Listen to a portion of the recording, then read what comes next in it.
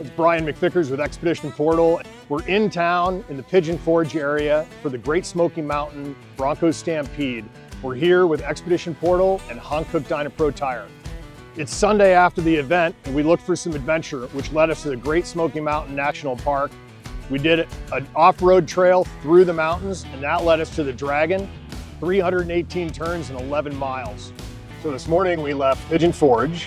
It's Sunday, and we were looking for a bit of a Sunday adventure that we can do in and around Pigeon Forge. So we left early, and we went to the Great Smoky Mountain National Park, to an area called Case Cove Valley, and we drove the Cove, which is a scenic loop. It's an 11-mile loop that goes down through the valley, and it's a really beautiful drive that goes through the hills. Everything was covered in a morning mist. It was quintessential Smoky Mountains. And we saw a bit of the history as well.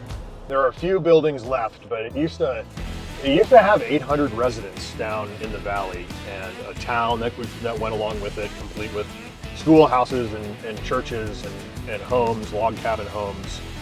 And now they removed a lot of those buildings to let the land return to nature, if you will. It gives you an idea of what it must have been like to live back then. And then from there, we went on a road called Parsons Branch Road. And Parsons Branch Road, it's an 8-mile dirt road that cuts through the mountains, and it has about 18 water crossings. And most of them are what you would call a ford. So it's a concrete slab that's put in place across the road, and then the water runs over that. And they're usually about maybe 3-4 inches deep at this time of year. But it gives you a little bit of a sense of adventure. There's not a lot of places where you can go off-roading or drive on dirt in this area. So it was a beautiful little trip through the woods. And then Parsons Road exits onto the Dragon. The Dragon is an infamous driving enthusiast road. It has approximately 320 hairpin turns in an 11-mile stretch.